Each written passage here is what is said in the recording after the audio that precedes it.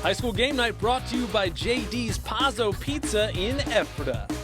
Welcome back to the High School Game Night Halftime Show. I'm KATHRYN Clark. Hard to believe the season is more than halfway over, but we are flying right along as the playoffs approach. They certainly will not disappoint this year. And as we head towards the postseason, let's see how things are starting to shape up with our high school football correspondent, Jeff Reinhardt of PennLive.com. Hey, Jeff. Can you believe playoffs are already on the horizon? Unbelievable. That was a very quick first half to the season. Well, let's turn our attention to Section 1. Warwick trying to hang in there, but the injury bug has hit them hard. And how about McCaskey? Big win for them. Are they back in the title race? Let's start with McCaskey. Sure. Big win for those guys in Week 5. They knock off Hempfield 27-7. They force 5 big turnovers. Great turnaround for those guys, Coach Rob Monzon. They needed a win there to kind of say, hey, we're still here. Don't forget about us. So we will see if McCaskey will be legit players here in Week 6. They get a really good Penn Manor team. Comets come into this week 4-1. Todd Mealy going back to McCaskey. He was an assistant coach there back in the day.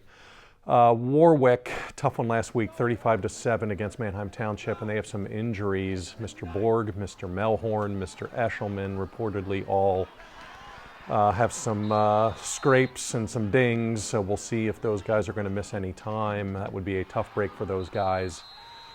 Still some tough games out there on the horizon for Warwick. They have to go play Wilson here down the stretch, so we'll see if Warwick can hang in. Colin Gibble, as mentioned, a lot here the first 5 weeks has been terrific, so he's going to have to make some plays here minus some weapons. We'll see how the Warriors do.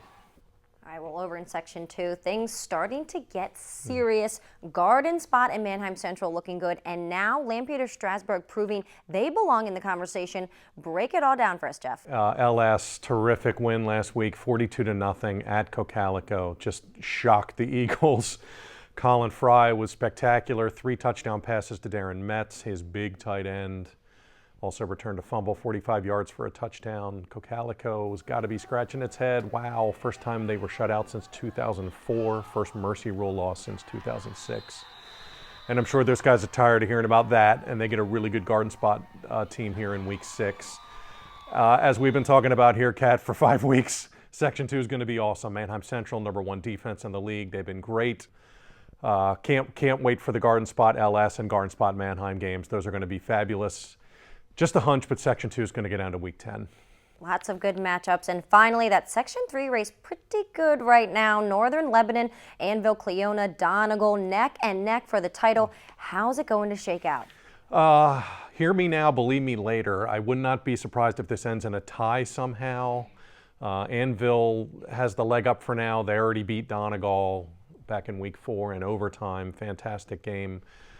We'll see if Anvil can stay there at the top. Northern Lebanon is there as well. They're also 2-0. Really like the Vikings. I cannot say Isaac Ray enough. Really good dual threat quarterback. Mason Yost, wide out. He leads the league in reception. So Anvil and Northern Lebanon are kind of on a collision course. They meet in a couple of weeks. We'll see if they're still tied going into that game.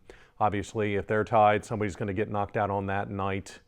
Again, this just seems like one of those years since Donegal lost so early. It seems to me like this one could end up in a tie. I don't know right now.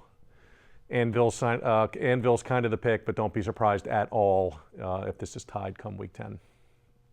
All right, well, thanks as always, Jeff. We'll catch up with you again next Friday. Okay, thanks. All right, don't forget to check out Jeff's work at PennLive.com for all the latest on high school athletes throughout the LL League. Coming up next Friday on BRC 11's featured game, we've got more Section 2 action for you. Elizabethtown travels up to Denver to take on the Cocalico Eagles. Should be another great Friday night under the lights. Don't miss all the action live right here on BRC 11 in HD. Our coverage begins next Friday at 7 o'clock. Well, that'll do it for the halftime show. Thanks for watching.